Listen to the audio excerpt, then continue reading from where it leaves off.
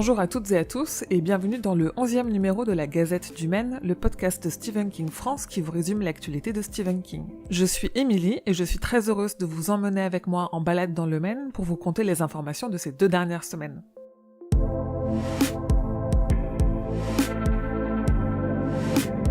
On va commencer cette partie adaptation par une longue liste d'infos sur Cimetière puisque le film est sorti le 10 avril dernier.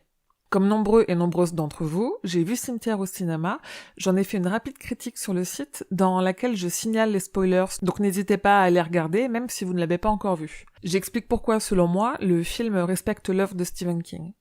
J'en ai profité aussi pour publier un article sur les différences entre le film et l'œuvre de King et sur tous les easter eggs du film de 2019 envers le livre, le précédent film, mais aussi envers le Stephen King Universe.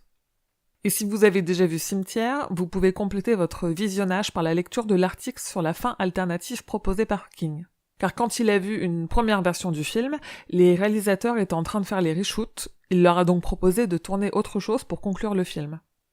Sinon, quelques jours avant la sortie de Cimetière au cinéma, Paramount avait diffusé son trailer final à l'ambiance beaucoup plus calme que ce qu'on avait vu jusque-là, mais aussi beaucoup plus glaçante et carrément oppressante. Et si vous voulez vous amuser, j'ai aussi trouvé une lentille Snapchat événementielle pour Cimetière. Il vous suffit de scanner le code que j'ai mis sur les réseaux sociaux pour débloquer la lens et enfilez-vous aussi le masque des enfants.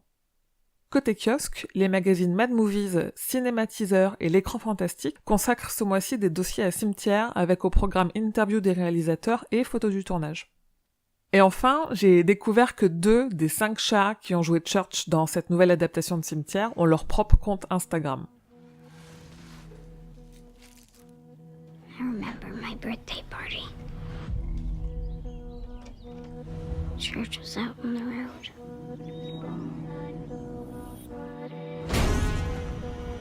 And everything went black. It's okay now. Are you back? Back from where? Un nouveau projet d'adaptation a été annoncé et cette fois-ci c'est Stephen King lui-même qui s'y attelle. Il va écrire les 8 épisodes de l'adaptation de son roman préféré et sans doute le plus personnel, Histoire de Lisée. La série sera diffusée par Apple et on sait déjà que Julianne Moore tiendra le rôle titre. Également, on sait que J.J. Abrams produira via sa société Bad Robot.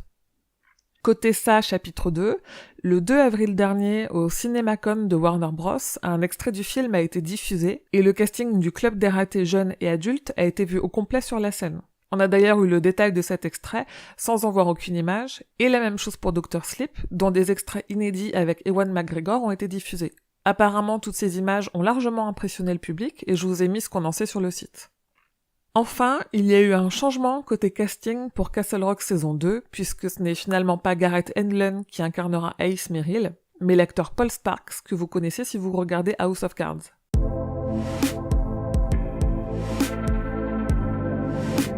Un documentaire en financement participatif est en train de faire pas mal de bruit. In Search of Darkness, c'est son nom, sortira en DVD et Blu-ray pour les contributeurs au projet participatif au mois de juillet et annonce déjà une liste d'interviewés prestigieux, longs comme le bras. Stephen King n'est pas annoncé, ou en tout cas pas pour le moment, comme faisant partie de ces interviewés, mais dans les extraits et visuels, on comprend qu'on parlera longtemps de lui et notamment de ses adaptations dans ce docu qui va revenir longuement sur l'âge d'or de l'horreur, les années 80.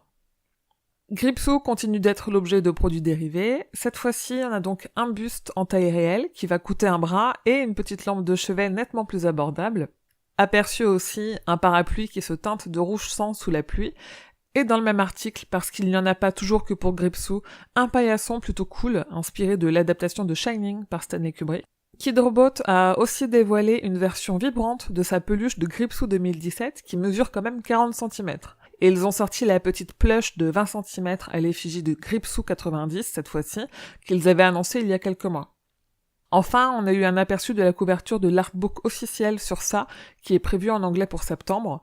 Et j'ai repéré dans le premier teaser de l'animé La Famille Addams qui sortira à Halloween, une référence très directe à Stephen King, et plutôt au clown meurtrier qui se tient habituellement derrière un ballon rouge qui flotte.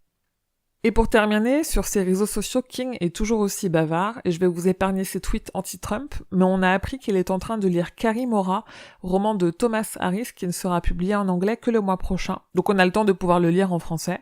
Il conseille aussi la lecture de Cemetery Road de Greg Iles. Il a trouvé que You, le film qui adapte le roman du même nom, est intéressant. Il a aussi regardé The Silence sur Netflix et a donné le conseil suivant à ses abonnés. Activez le sous-titre pour le langage des signes avant de commencer à regarder le film. Il est aussi très excité à propos de l'adaptation d'Histoire de Lisette dont je vous parlais tout à l'heure. Et il a fait plusieurs tweets à propos de la reprise de la série The 100 dont il est très fan.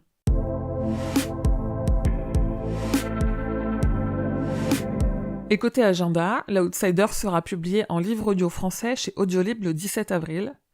Et pour fêter les 30 ans du film Cimetière de Marie Lambert, Paramount France éditera le 24 avril 2019 un Blu-ray 4K et un Blu-ray HD de Cimetière 1989.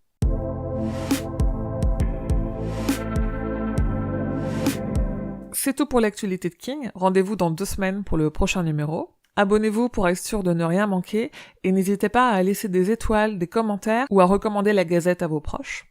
Comme d'habitude, vous pouvez trouver Stephen King France sur Instagram, Twitter ou sur Facebook pour échanger avec toute la communauté, et rendez-vous sur le site stephenkingfrance.fr, dans l'article de cette Gazette numéro 11, pour avoir plus de détails sur toutes les infos dont je viens de vous parler. Je vous dis merci et à bientôt, fidèles auditeurs et auditrices, que vos journées soient longues et vos nuits plaisantes.